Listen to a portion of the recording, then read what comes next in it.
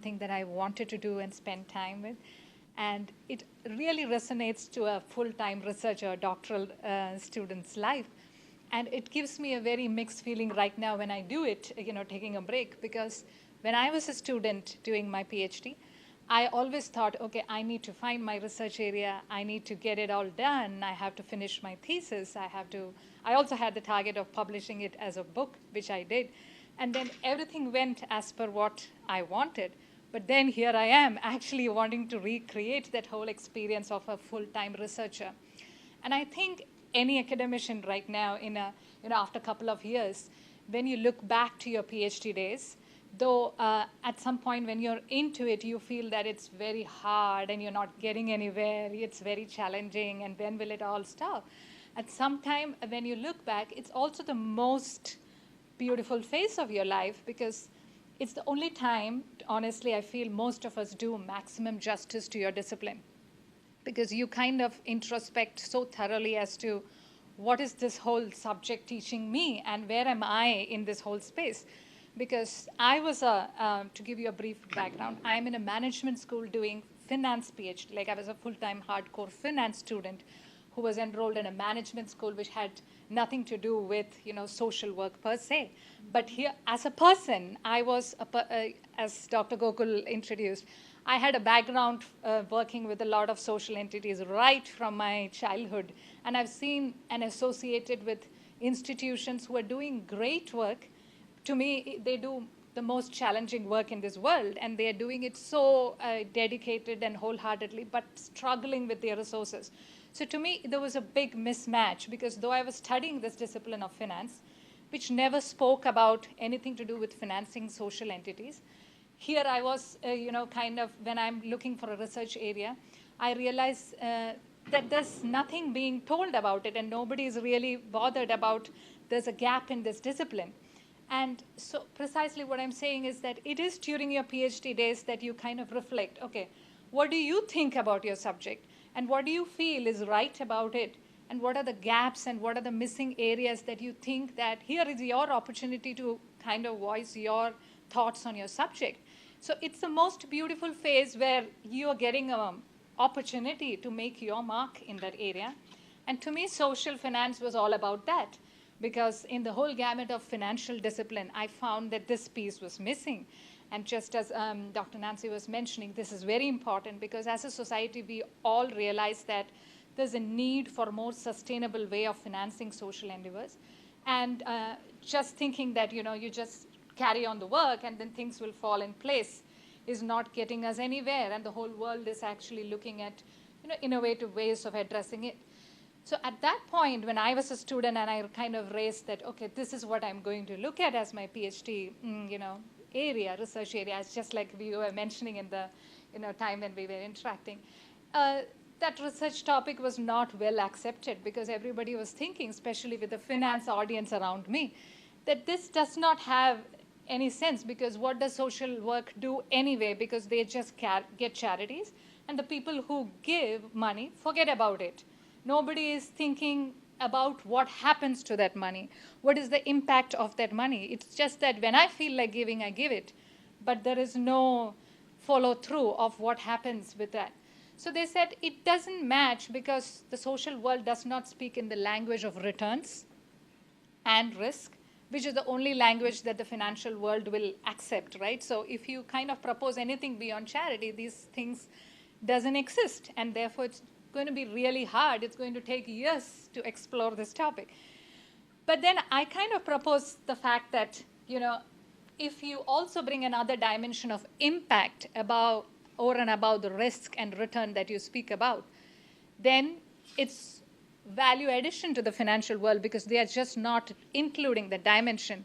And therefore, their discipline is always limited to just, assessing what are the risk and what is the return out of it. But there is much more in terms of value. And if you can put in your money and reflect your personal values in those investments, it's much more of a value satisfaction. And in terms of, giving your money and see what happens to it. Not just that you write a check and then you forget about it, but also seeing that, okay, is that organization really achieving that impact? And if I if I'm making sure of that, then are they capable of returning at least the capital? And if it is so well doing, that can I make returns out of it? So there's no harm in thinking of return and risk as well, because it shows that the organization is sustainable. So expanding this dimension is what I projected in terms of my research area. And when I discussed in doctoral committee meetings like this, when faculty and other research colleagues used to come, they used to say, okay, it sounds all good. It's all promising, and it's kind of a more idealistic picture. But where is the reality to it? Because is it happening in this world? Is there any evidence? Because at the end of the day, I need data to prove all this, right? It's not something that I'm going to just theorize and leave it. So it was a hard exploration because, as I said, in the literature, there was nothing much, especially at that point of time. Just like today, social finance and impact investment is being kind of a buzzword everywhere, and people at least know that something is emerging. That point of time, it wasn't. But the only thing that was proving some element of what I'm speaking is the innovative microfinance, innovations, kind of social lending that happened at that time. And I don't know how many of you, most of you would have been aware of this recent, concept of having unconventional lending to the poor, wherein their social economic background is taken into account, and they lend to women without any financial collaterals. So I don't think I should get into the model per se, because the microfinance concept is known to everyone. And what was different, and especially in this conversation, that what we are trying to say, how it served as a data for the social finance concept, is that it said that if you lend to the poor in such a model or a design that is suitable to their background, they can actually return with a 99.9% return. So that is kind of so less risk than any stock market operation that just a commercial investor would do. So it does speak in the language of risk. It does speak in the language of return. It returns the capital and also gives over and above the investment that you have made. So this kind of brought in the whole concept of investments into social work. So it need not be just charity. It could be investments, and people can get money back. So though later there were a lot of controversies associated with this, microfinance, initially it opened a new door and a new gateway wherein private and public investors were ready to put their money.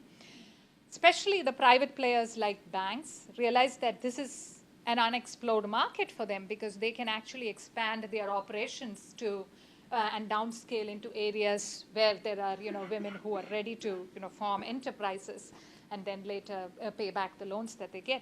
So today, if you look at any multinational banks, like the early players like the Citigroup, JP Morgan's, Bank of America, Merrill Lynch, Deutsche Bank, any of them, there's not a single one which doesn't have a portfolio in financial inclusion, because it is an impactful one. It makes business sense to them, and it's giving back their money. Earlier, when they were doing CSR or community reinvestment initiatives like CRA commitments, they're just losing their money, right? They're not getting anything out of it. But here is an opportunity where they can give and then get back to. So this was of interest. And many of the public investments also caught attention, because otherwise in most developing nations, social lending is just a non-performing asset, and they finally write off it as a debt. So they kind of thought that this is better than losing money. At least it has a cycle of repayment to it. But the larger thing that kind of attracted the financial world in this whole concept, that things are growing and it has a scalability, it has a marketability, and there is an exit to this kind of investment. So what do you mean by exit? It's that these investments can go to the stock exchange and then list their shares, and therefore the initial investors can make a lot of money. So this was the criteria actually which interested the financial world to look into social space. So I would like you to think, is there any other than microfinance which fits this bill of marketability, scalability, and exit? And that's why I just want you to think through it, because that's how this whole field evolved. Because just like how microfinance had these aspects, similarly other social and development sectors which this criteria fits in started attracting investments and getting more resources. So can you think of other sectors which fits in the same bill? Like social initiatives, which has a market, which is scalable, and which finally can, kind of have some exit route, and the investors can get back their money.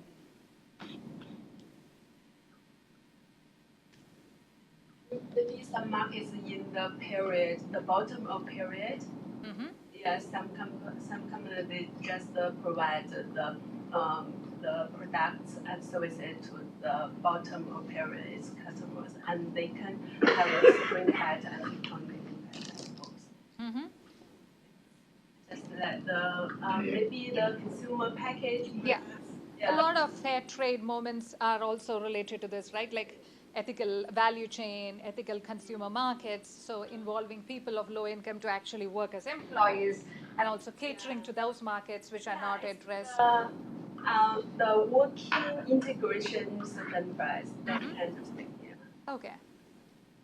Yeah, that's a good example, because the whole fair trade movement and also the consumer segments which are not addressed, wherein you can kind of integrate the low income segment which was not catered to before, or maybe employ them as part of the organization. All those things, or having fair supply chain, all those things also fit this bill.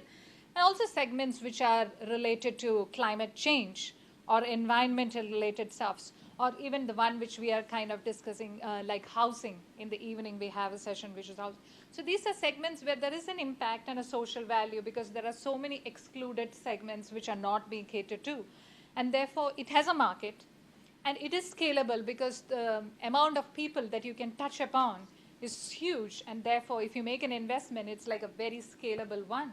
And there is an exit route, because once you kind of either dispose or sell these kind of investments, then you can actually get back your money. So it was looking in terms of public listing, and it was all attractive, and there were different segments that were showing.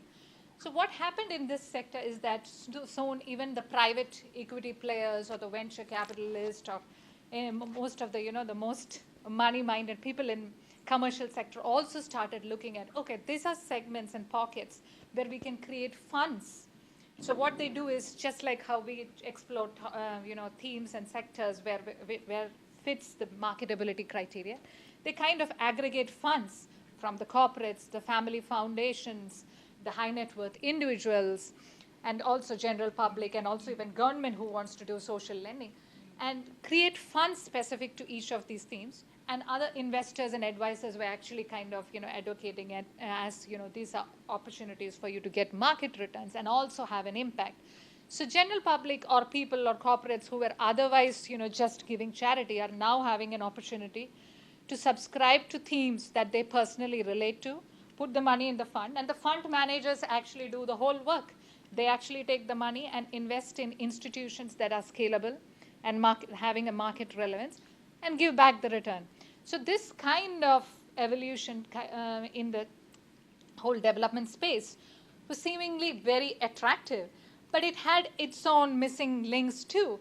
But the whole thing that we are discussing now is that this attracted multiple sectors to think about social world, which was not there before. And that dialogue that happened between different sectors was interesting, because, as I just said, most of the banks set up funds.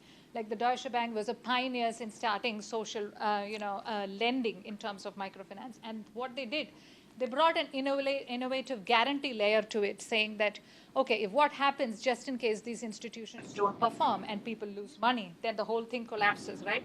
So they brought in the US and the UK government social lending to actually act like a guarantor. So if there is a loss, the loss is for the government, and the investors are actually protected. So the investors will be repaid from the funds which are acting like a shock for the risks that are there. So it was all making the financial world think that, okay, there is a lot to look at in this segment. And there were funds which were US-based like this, which evolved at that point, saying that we are looking at a segment which has highest financial return and highest social impact, because what they were doing was aggregating money in the funds from different players and investing in Latin America and Asian segments where people were really cut off from mainstream banking. And they actually said that, okay, these are the output parameters. We are touching this many companies, creating so many jobs, and these were the metrics that they were sharing. And their fund actually gave a 21% return, which is kind of unimaginable even for a commercial world investment. So this whole thing, at no way am I saying that, okay, this was the right thing to happen, but this was how it all evolved when players pitched into the social world. Because when they actually got people interested in it, the whole world realized that, oh my God, this is a segment which was completely neglected. And if we actually channelize into investments which are scalable, there's a whole lot of money out there. As she rightly said, the bottom of the pyramid is a gold mine which was not explored. But at the same time, though it was a win-win because many of the social entities are starting to get investments, the whole debate was that where is the beneficiary? Because sometimes when you try to help people, you are unintentionally hurting them, right?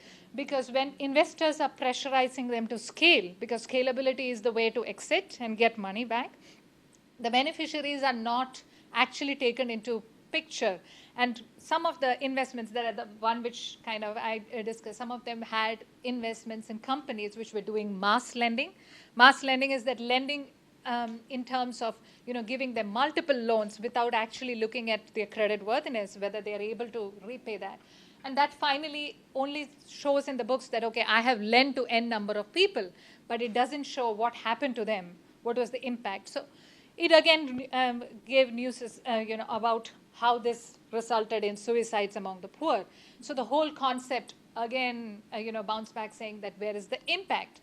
And so my thesis at that point was, okay, though I started with the premise that I want investments into this whole space, was about sustainability of microfinance institutions in India, because microfinance was a data piece which showed that investments are possible.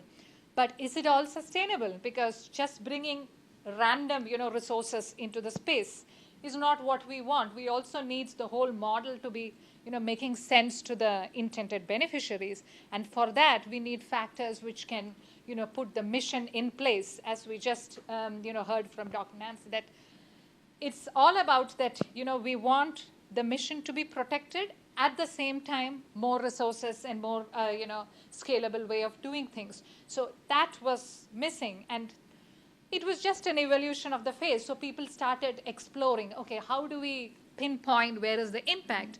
So when you look at the impact value chain, we realized that most of these investments are just reporting in terms of output. So a microfinance institution is saying, I am lending to N number of people, but they're not saying in terms of outcome or impact. What happens to them? How does it impact their life? Did it actually result in some family or community welfare, or it actually overburdened them and they finally resorted to taking loans from multiple players and then ended up committing suicide? So what really happened to them was the missing link. And another element is that when you look at the market space of those kind of social investments, it was still in the segment where they could actually get a return. That is, the 0% is return of capital, and above that is return over and above the capital they get. And the charity was still a foundation's responsibility. That is, if it's a non-profit, it was still looking for grants and donor-based funds. So the missing middle was still there. So if there was an innovative concept which involves a lot of hand-holding, which involves a lot of patient capital, and which was so unique that it doesn't match up with the marketability criteria, it was still not there. So the market was not serving the different flares of social work that was there. And so the supply and demand was still kind of lopsided, because there was no real engagement with the beneficiaries. And it was all about, okay, now here is an opportunity for private sector to put their money, and they want the least risk. And even the public sector or the government is actually acting like a layer of guarantor, saying that, okay, here is a less risky investment for you, now put in your money. But that was not the spirit with which the whole discipline wanted it to be, or it wanted it to serve the beneficiaries. So this kind of showed interesting transitions. But at the same time, it was better than before, because earlier we had just two extremes, which were not just engaging into any conversation or dialogue. It was either philanthropy or commercial investments. Now it kind of built in a spectrum where people are looking at, okay, even if it is a commercial investment, I need to look into the ESG, which is environmental, social, and governance layers of an investment. Because Imagine, even social investments, there are sustainability elements to it, right? Things can collapse because if you just look at it in terms of monetary terms. So is the organization that I'm putting my money in going to be there in the long term? So if it's into beverages, are they concerned about water? If it is into certain operations which are unethical, is tomorrow my money to be safe? So I should be understanding the larger impact of any investment. So this consciousness came in general to the financial world.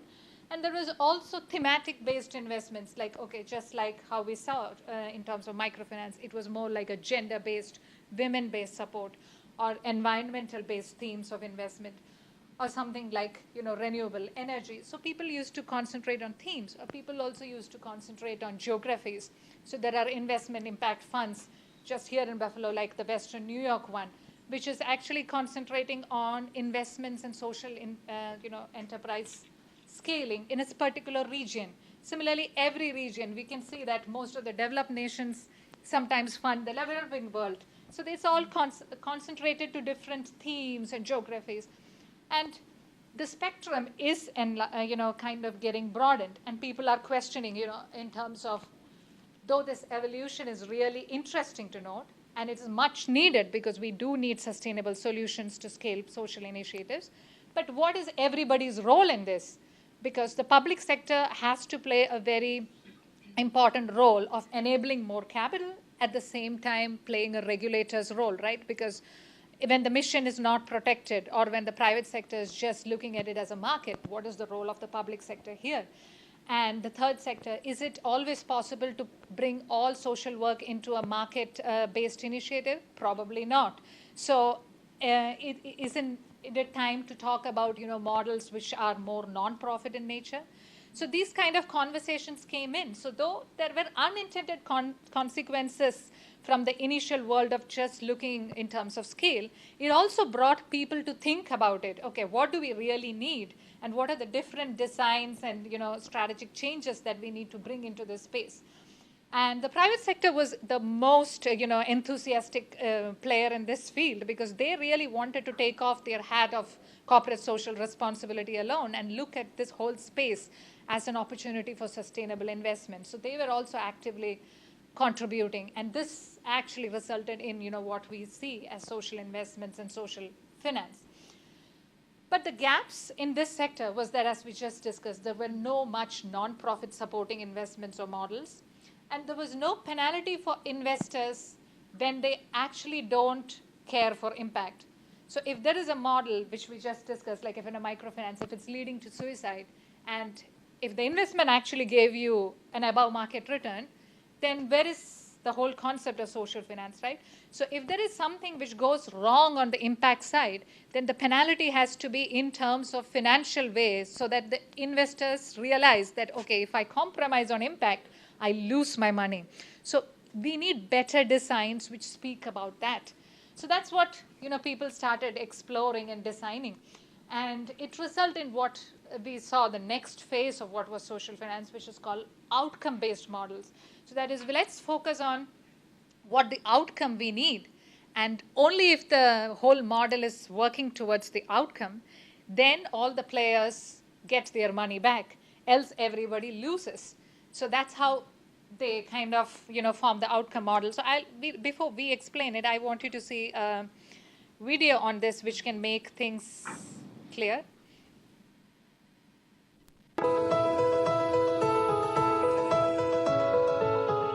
There are a lot of poor and vulnerable people in the U.S., and government spends billions to address their needs.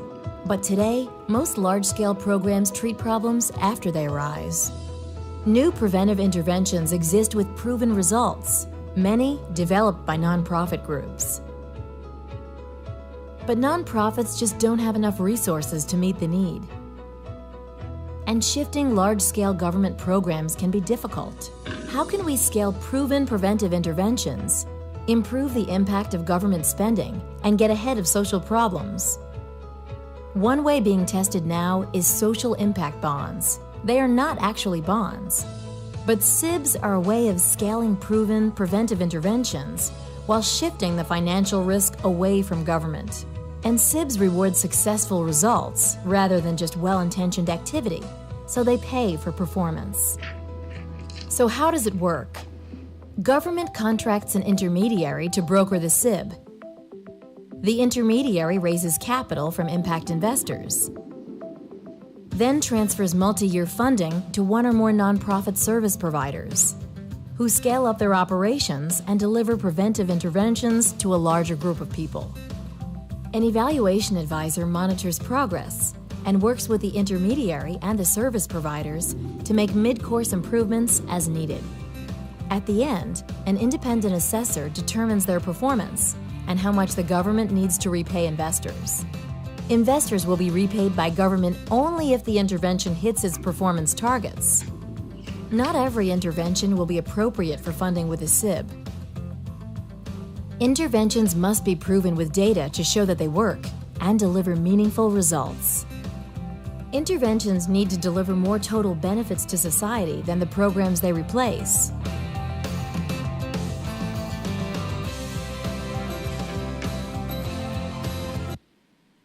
Yeah, so this is what we just spoke about, that if there is a lack of outcomes, like in this whole model, if the outcome is not achieved, then the investors actually don't get their money. So examples would be things like, homelessness or recidivism or early childhood intervention. So these are causes that government spends a lot of money. But the real result would be, okay, do we really think that, early childhood intervention is resulting in, savings in the future? Are we really having the impact from such operations? Or if there is something which the government supports in homelessness, is it actually saving public sector usage costs for the future? So the agreement in this whole model is that, okay, so if government wants certain outcomes in terms of less public sector usage in the future with a certain segment who is homeless and later will be stabilized with certain intervention, then those metrics needs to be monitored. And there is an intermediary who connects the nonprofit who will be working towards those metrics and outcomes. And the intermediary also raises funds from impact investors, which is the private investors who are keen to put their money in this, right? So if they're putting their money and if the outcomes are met, then government reimburses the whole thing to the investors. So the investors get a penalty if the outcome is not met. If the outcome is not met, they lose their whole amount of money. And it's just like as if they did a charity or maybe a CSR operation. But if the outcomes were really monitored and tracked and proven, then they get. And if it's exceeded, they get a return over and above their capital. So this model was just designed so that the incentives of everybody is rightly aligned. Because if you want to make money in an impact context, then you better work towards the impact and work in such a way that it also saves the taxpayers' money, because the government is not losing anything until the impact is achieved. And the whole thing is very interesting because as an independent evaluator who's monitoring the success, because somebody has to say the outcome is most often the evaluator is an external player, which is a university or a professor who is kind of competent in that field. So the research element, the knowledge base of people who are thinking about these sectors. So if it is in homelessness, there would be people who are kind of researching in that segment for so many years. And each of these social problems have multiple challenges in it, right? Because it's not just about creating homes. It's also about how they are integrated to community. So the beauty of this model is that different stakeholders and different sectors are now uniting to say that, okay, let's think what we really need. It's not just money. We need money to work towards the impact gaps that we want to close. So these are exciting models, but as we just saw in the video, it's not meant for all, because everything is not prevention based, right? Everything cannot be predicted. Some of things are causes which requires just funding for a care-based need or a therapeutic intervention, which is not something which you can assess in terms of what is the metrics needed. So though it was a kind of a welcome innovation, it was something which is better than before, but there are more pursuits of impact needed in this whole space, and people started thinking, even the earlier advocates of social finance started thinking that at some point we need to also respect and engage the beneficiary, because at the end of the day, if the investors are taking most value out of this market, then it's again extractive in nature. And any capital investment which is extractive in nature is questionable, right? So if you want to help someone, then where is their engagement in the whole model? So people started thinking about model better designs in terms of non-extraction and working towards equity. So if you are giving money to someone, then you should also make them an equal partner in the whole thing. So funders are saying that, okay, if they are not willing to share the risk of what this person is doing with that money, then there is no equal partnership. So if there is some failure in terms of a agricultural initiative that someone is funding, and if it's due to no reason of the person who is doing it, the entrepreneur did his best, but if there are some climatic changes or something which has impacted, and if there is a risk or a failure, then the investor is equally responsible to share the risk. So those kind of models where the beneficiary and the funder is speaking about, okay, let's engage and create this whole impact and work towards it, and if there is a loss, let's bear it together. Those kind of moments started coming up. And they also brought in a very interesting concept that investors cannot just sit in their ivory tower and invest somewhere else, because most often the developed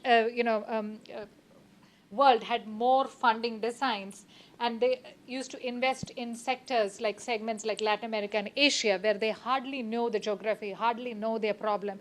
So investors need to engage in the community before they think of investing. And they also have to involve the beneficiary to say, okay, these are the risks that is involved in this market. And it cannot be just always in terms of, reports that you sent. It should also be, the reality of that whole geography. So people started kind of gathering beneficiary voices around this whole concept. And so there is an RSF Social Finance, which is a recent player who's kind of leading this whole non-extractive world's models by saying that, okay, the interest rate or the return that you kind of fix should be fixed together by the borrower and the investor. And there should be periodic meetings wherein the investee can come back and say, things didn't happen as per what we planned, and therefore we're going to revise the return rate. So and the earlier you come back and tell to your investor, the investor is also having a role to, actually correct things and create the expectations rebalanced rather than write it off as a loss. So this kind of engaged models are coming in, and they're also experimenting with donor-based funds where they invite the non-profits all to come together, and the non-profit leaders lends to other non-profits. So it's called a shared gift giving. So the whole concept of it is that giving money is not just about giving a resource, but also thinking in terms of how you can engage conversations in solving that issue better. Collaborate, because as we just said, every issue has multiple challenges ingrained in it. So if the nonprofits are deciding whom to lend to, they're also choosing the partners with whom they can collaborate. So those kind of engagements with beneficiaries is what is really interesting in governing this field forward. And there's also very recent concept of slow money movement, which is coming up in the US, which is based on a book which all started later and then came up as a moment, which says that you cannot invest in spaces which you don't know or you don't belong to. So let's bring money back to the earth. So the whole concept is that people need to invest money in such a slow-phased manner that they give money to the earth that they belong to. So if you are coming from a particular region and that farmers who are producing certain stuff which is so particular to that region, and this much time takes in order to for them to grow it and harvest it, then you should be engaged with those local farmers and bring money back to the earth and see how food grows, because the best way to see impact is to see something grow, and there's no better thing than the farm and food products, because it's it has environmental element to it, and also you're hand-holding the segments who are really close to earth. So these are just groups of people like you and me, where they sit together in the local community that they belong to, where they come from, and they kind of listen to periodic pitches from the farmers. They go into the farms, they check all this, so that the risk is completely nil, because it's like you belong to that place and you lend money and you get back. So these are like very down-to-earth moments which are kind of transitioning the whole sector, saying that you cannot be just sitting in one phase of the world and saying that you are creating impact by just lending your money. So these are kind of throwing up a lot of issues in the social finance world, which are coming up research areas, as we just mentioned, when we are looking at our PhD space and looking at, how to explore topics. The biggest challenges in this sector is that though it is well intended in order to channelize a lot of resources to social space, the design of it is still questionable because there are much more variations in social work. And do we have models of social investments catering to all of those needs? That's a big question that we all have. And if so, as researchers, what do we do? Because most often as researchers and academics, sometimes once we establish, we look at the practice world only for data or evidence. But we also have the responsibility to actually pitch in before a sector or the practice field gets into a wrong route, because if the whole sector is being just governed by returns, and if they're calling it as impact finance, then it's also our role to actually design better models or point to things which are going in different directions and say that, okay, these are roads to failure, because here, where is the beneficiary voice in this whole space? So those kind of design issues are very critical in this as a researchable area. And also the legal aspects. When you design new models, it involves, how do you structure the whole thing? Then if you're an initiative which is catering to mission first, then how do you actually, ingrain that mission element to your model? And the logics of institutions, as we just said, when we involve multiple voices, I'm sure as a management student coming to social work or a social work person going to a management school, though we all want a lot of collaborations and involving multiple languages and to create more value, it results in clashes too, right? Because the people are coming predominantly from one logic and they are hearing something else. So when institutions like public and private and third sector engage together, whose logic governs which model, and how can we actually resolve those logic conflicts and design better models? So these are areas where people are working on. Another thing is valuation, because most of the investment world go by, what is the worth of this investment? And though we say that we are integrating impact, we still don't have a numerical value to put for impact. Impact is always something which is, we think that it's there, but it's hard to, measure. So how do we really quantify that and integrate into valuation? And how transparent can all this be? And can technology actually play a role in all of these aspects? So to actually connect people, can we actually use technology also to bridge the gaps that we just spoke? So with this, I kind of leave the session open, and also to know your thoughts about this evolving phase. And if any of these topics are something which you are working on, I'm also eager to learn, from you. So any thoughts or questions? For me, one thing that I'm really interested in these days is blockchain technology. Mm-hmm. And that is very relevant to transparency over here. Yes. Because especially when you talk about, bringing it back down to earth, and you're talking about food confidence, that is where blockchain technology would really help for transparency, because you can tell if even a single piece of grain and know where it came from, even if it went all to the other part of the world. Yeah. So I think that could be a very interesting line over here, how that technology can help with social finance. Mm-hmm. Okay. That's the only comment I can come up with right now. Yeah, in terms of the application of blockchain to social impact space, there's a lot of discussions and frameworks that is coming up, but we still don't have a proper evidence base to say what's working and what's not.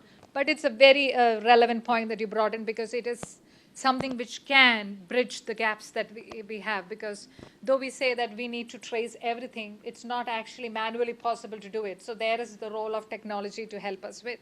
Yeah, so maybe it can add to the dimension of value that we are missing. Yes? You were talking about the aspect of impact, and then you were talking about sustainability. So if you're making an impact on a social aspect of things, how do we know it's going to be sustainable? There's so many different variables that that have an impact on sustainability. Mm-hmm. So in terms of Like, are you keeping any specific example in mind? Like, I don't have any specific example in mind, but I love the whole idea of, the return on investment, the whole models, all the different models we're talking about, and there's outcomes and outputs and things like that, but the end result is the value, the return on investment. Yeah. So the idea is that you have an impact, and that's great. Yeah. But how do we know that that impact is going to be sustained? That's the question I have. So in terms of that, like different segments, like if it is something like a microfinance, the whole thing lost its impact when the focus turned to the investors rather than to the beneficiaries. So what the segment or the space is exploring is that can we have legal structures for the institution to set up with the mission first? So that is like even before anybody puts in the money, they should know that, okay, there is a governance structure in place which says that if the mission is being diluted, that kind of returns will not be there. So there are some institutions which have, the models where there is a cap on the return that is possible from an investment. So the investor who's putting in money is always working towards impact.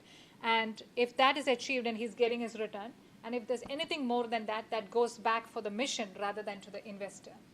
Okay. So there's a way, unless there is, specific catches, there is going to be always incentives for the financial world to make more money out of the unexplored market. Yeah. If I may just chime in, I might not necessarily be answering your point, Maureen, but I'm kind of using the example of a nonprofit microfinance organization that I work with in Mumbai. Okay. And Dr. Parikh also knows this organization really well. So the founder of the nonprofit, who is sort of like the intermediary between the money lenders and the community, makes the equation as clear as possible in saying, look, okay, so we are helping with livelihood opportunities for this community, but wait, I'm also periodically going to make sure to see if their children are going to school, if they have moved from like a really rickety thatch hut to some kind of a tiled roof. So the metrics need to be really worked out for measurement and tied back to the financial piece, wherein you make the financier also in some way accountable. As in, and if we had those nice legal elements, as in like, if we don't see 25% of the community moving from ugly rickety houses to voila tiled houses, then obviously you are not assured of that extra return. So you can't take into account other aspects that are going to make an impact, a negative impact on it.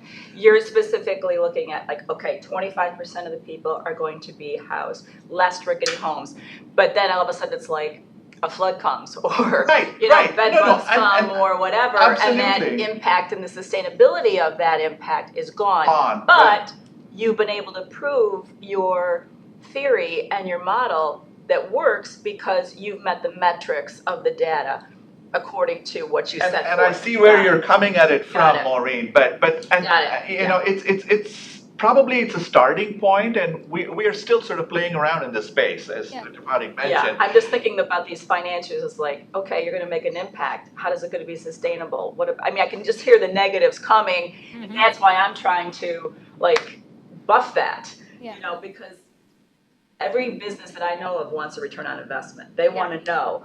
And I love this whole social aspect of that this is a totally new. And I think as much as metrics are being predetermined and agreed upon, there is a lot of periodic meetings wherein, as you said, something like flood comes, something unexpected comes. Right. They actually need to revise based on situational changes, right? So you build in that clause, and that's where the legal dimension comes in. You're putting your model together. I also want to throw in the notion that in certain arenas, impact is not that crystal clear, like mental health, for instance. How do you measure mental health, mental well-being? And how would a financier be able to demonstrate in dollars and cents that, X percentage scaling up, I'm using the business jargon, scaling up in terms of mental health. And that's probably where you have to get people like Dr. Betsy Bowen from the School of Social Work and other expertise around the somebody country. like Pi Analytics that Right. does the analytics behind the and behavioral play health around center. and come up with Right. some kind of a platform that probably is good enough for a start, but it needs to be Sure. constantly revised. And Right. and You I'm gotta look at glad that outputs we all are the even time, inputs and hearing outputs. the doors are even getting open to listen to these conversations, Right. which was not there Big before. deal. So Yeah, no. there you go. Yeah. Got it. I see what Sorry, you're saying. I didn't mean to No, hijack the no, I conversation, know, but you know exactly what was going on with my brain. Yeah, I want to say something. Because according to the theory of change, the output and outcome, the concepts of the two kind of short-term concepts. But when we're talking about impact, we are meaning to the long-term impact. Yeah, So, right. I think we will measure impact is maybe we can use as ROI. SROI, yeah. Right. And IRIS, I think the indicators in that kind of measuring is the long term, the system Right. indicators. So when we're talking about impact, kind of the long term. Yeah, so you have to quantify, what is the futuristic benefits of the current investment, and then put a numerical equivalent to that social benefit, and then say this is the social return on investment. Yeah, So this that's is how much money you're saving on your social programs. Yeah, I the hear social you. program. I hear That's you what they 100%. kind of, Yeah. but it's not as easy as what we think, because everything is not, picture perfect. I hear Yeah. some of the bankers and some of the nonprofits, I'm not gonna give money for that, that's, how am I gonna know that, they're just gonna feed it back, and you've got to be able to show your data and your ROIs and your, Yeah. all that kind of stuff on it, yeah. Yeah, I think. And how you're gonna measure it. Yeah, measuring social impact is so difficult because it's the social constructed concept. You need to figure out the indicators of this. Yes. And the indicators are subjective from the different people. So It's interesting, it can be subjective, but there's analytics now that are showing positive aspects of behavioral health so that you can quantify it more and more. So it's new, but it's coming. So it's very interesting stuff. Interesting. Wow. Yes. My mother started an organization that started funding school in Kenya for orphans. Okay. And she basically got all the people in her community to start sending money over there. And but it was a totally different, it's people who had money who wanted to donate money. Okay. And so basically giving them photographs of the children was enough. You know what I mean? Okay. So, but when you're talking about this, I realized that there's this whole other element of business people who could invest in it, but wouldn't invest in it if their only return is photographs of these beautiful children. You know what I mean? Right. Yeah. There has to be some way, like you say, to quantify it and say, this many children are going on to secondary school, this many children are going on to college, and that type of thing.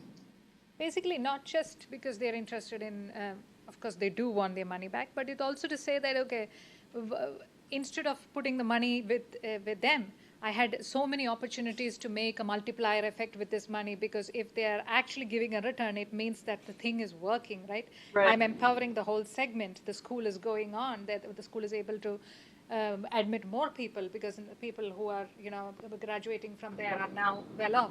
Right. So if you're really creating the chain in such a way that there is a return, it's also speaking that, okay, you are investing in something that is sustaining, and it's creating a multiplier effect in the society, rather than, okay, when I have the option of investing in, say, 10 ventures in education, I would rather pick which can actually snowball the effect, rather than someone who's just going to give me a satisfaction of just getting a picture.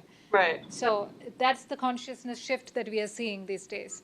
And also to add to it, now even the business world is thinking, okay, we should also enter into segments like this, because we know anyway the language of return. So the whole thing is to just integrate the social piece. So there is a lot of affordable schools that are coming these days, where in general we believe that in developing nations, okay, education is hard and people won't be ready to pay for it. But the poor surprisingly believes a lot in education and say that, okay, this is the only way by which I can climb the ladder and become equal to the rest of the society. So I rather spend a lot of money, whatever limited resource I have, for affordable education. So businesses are actually now downscaling and creating, real good private schools which are affordable. And then thinking that, okay, there is a payer for this. The families are ready to save and pay for this. So even that is a model which shows that it works, and it's not that always every time it should be charity. There are people who are ready, even the poor are ready to pay for it because they see a future in it. Once my child is educated, I'm out of the trap of poverty. So that's what they think. So creating those kind of designs which make sense to that whole community life, where they see a future, is also kind of adding value. Got it. And Gokul, is that where you're saying that leap up? Is that where you're saying, remember you were saying something about how you're leaping up because, is that what you were saying before? Sort of scaling up? Scaling up or something well, like in that? some sense, yes. I mean, but and Dr. Parekh, I like your slide number 30. If you can just pull it up, I was just squinting my eyes and reading it. Slide number? 30. The next one. Oh, okay. Yeah. Yeah, so where you have this nice, possibly coming together kind of a scenario between social welfare logic and business and commercial logic. And, if we can garner business interest to make sure that they understand the value of doing social good, and in some sense they do have the wherewithal to do all the market and the scaling up and all that, why not?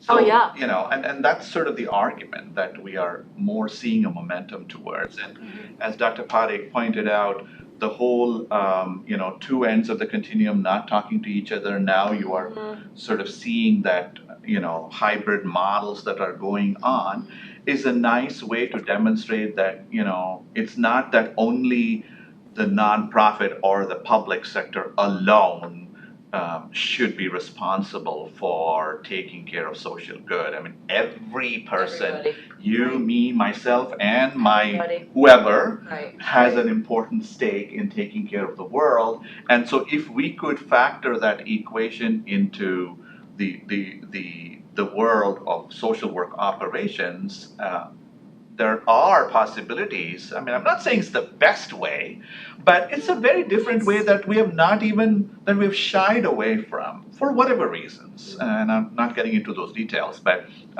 it might be worth knocking on that door. And it's not just worthy for the social work side, it might be very worthy for the business side also to be doing that. It's also good for the government side because you're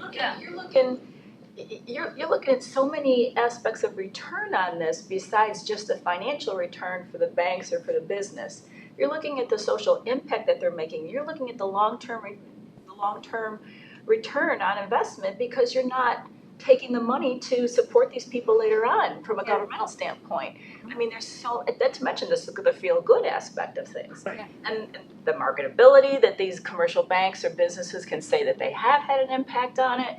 I mean, it just kind of trickles down. Yeah. And the returns on investment is more than just the investment, more than just the And I financial. feel, just to add to it, if you ask honestly to anybody, if there is an opportunity to put your money and create an impact and then get back your money, then everybody is motivated to do that, right? Because everybody wants to make some meaning out of their investment. Sure. But if there was no opportunity to do it, they rather go for something which gives them a return. Right. So here, when you broaden the spectrum, people are now, aware of there are possibilities of creating, and even if it involves a little financial sacrifice, some of them are ready to do it because, they kind of believe in the purpose. So. And I would also add, and as a social work faculty member, and sitting amidst fellow social workers and Business possibly socially minded business folks. Yeah. Amy, I am looking at you.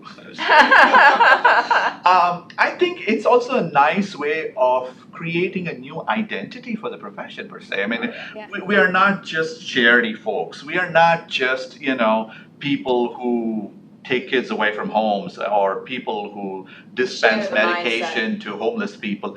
I mean, we are really in the business of doing social good. And we are working with multiple sectors is sort of where the conversation really shapes up. And who knows, it might bring in a whole new identity with the world of doing social good in some sense. The way I look at it in terms of businesses being interested in social work, so corporate social responsibility comes into mind, right? And for what I understand being a business student is that for them sustainability is key, because they want something not just. So I'll give you an example. For instance, if the company wants to, they all want to involve themselves in corporate social work. That's true. But which one would they be interested in? That is where I feel relevance would really have key.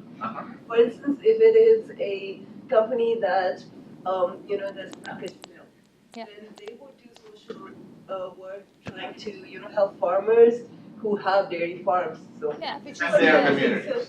Exactly. So because that would ultimately value add to their business. Exactly. So I feel that this is where I think relevance would be key.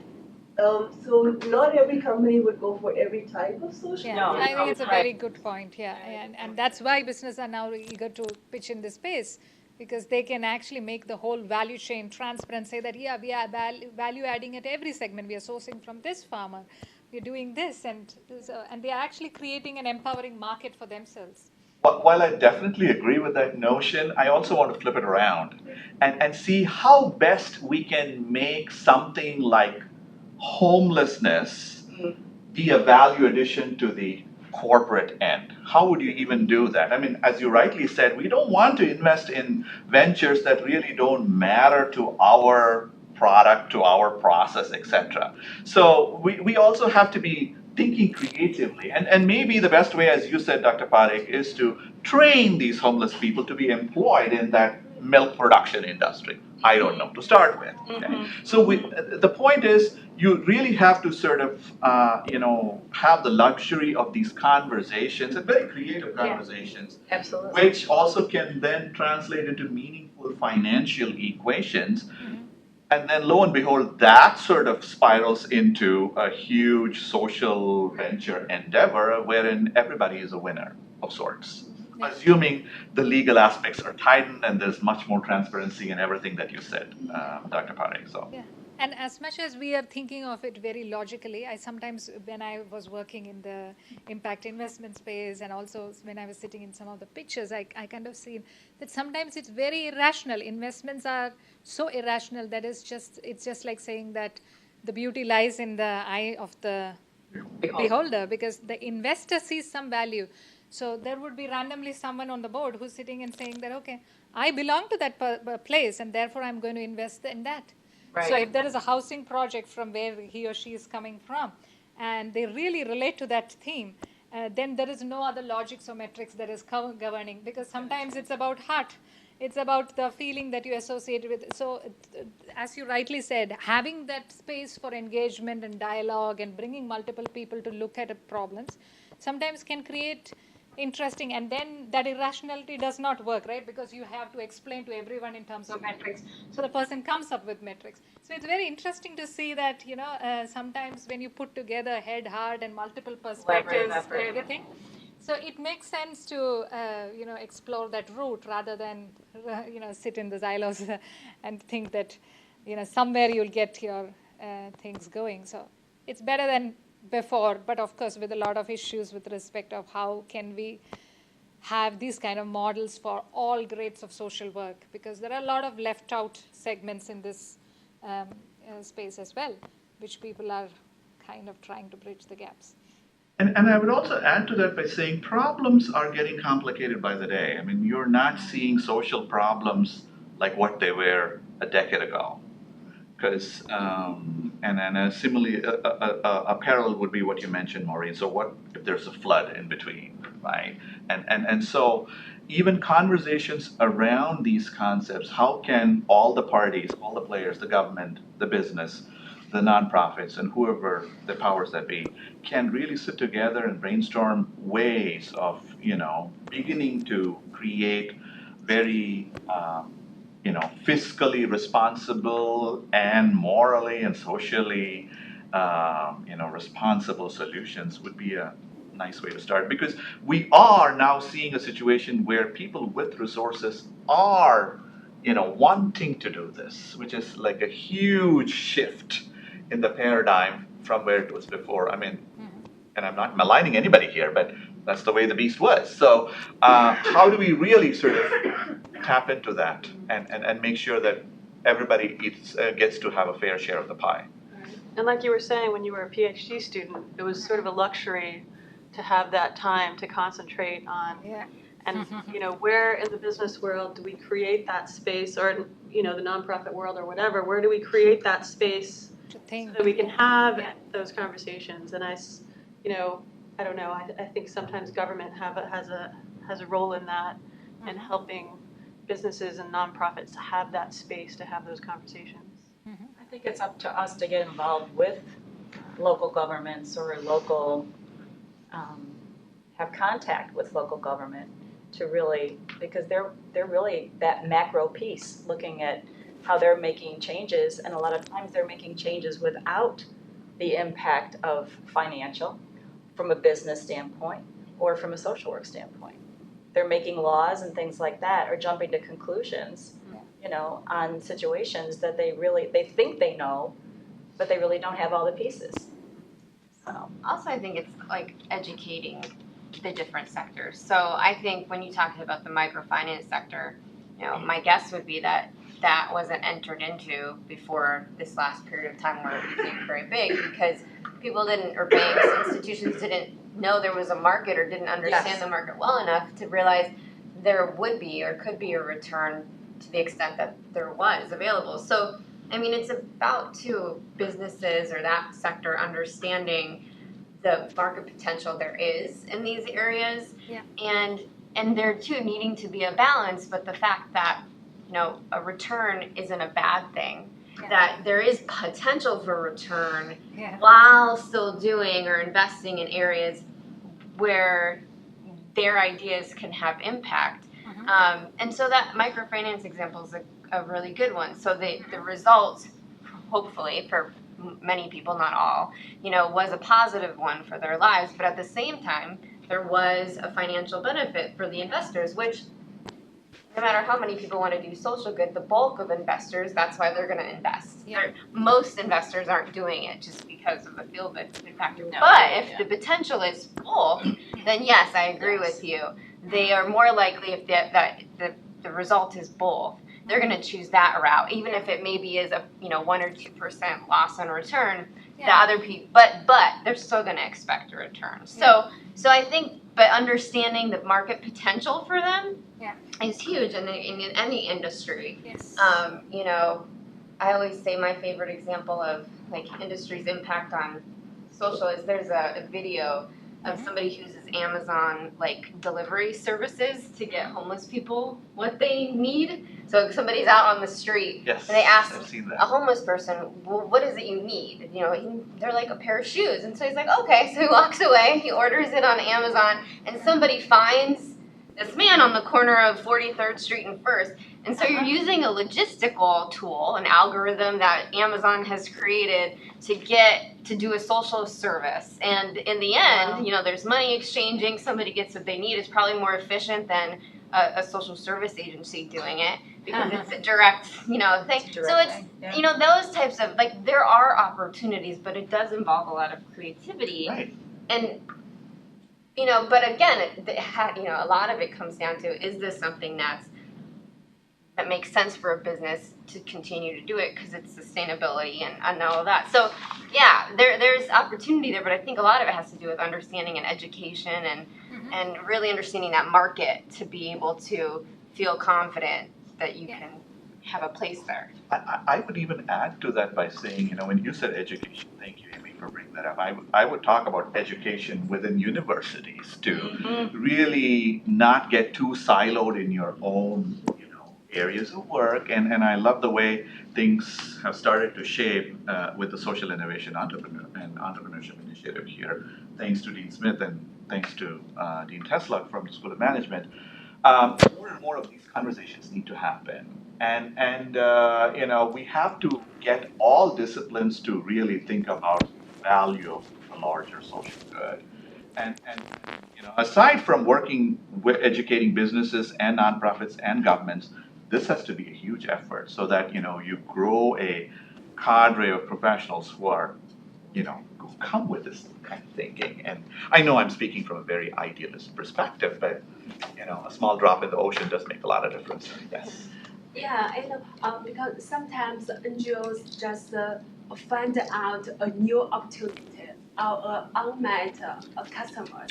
So they try to figure out the problems, maybe with the philanthropy foundations, with the money from the foundations, and the business and the government will follow up. But when it becomes a market, it can be good for business or government, because NGOs, they can take that kind of risk. But business and governments, sometimes they couldn't take that risk. There is an example in China. It's a microfinance company.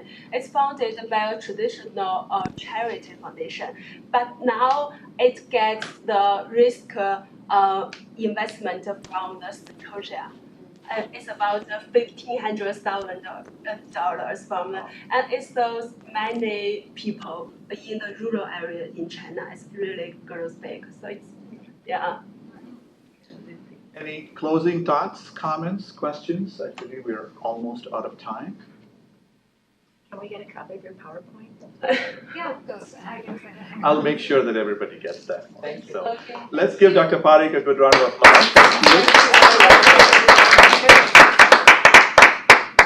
When do you think your new book's going to be out? That's kind of, it's always leading me to new places. Yeah. So maybe I do need another 6 months to get everything to writing. So maybe altogether it takes time. Mm-hmm. Do you know how to stop the recording? I'm trying to hit the button.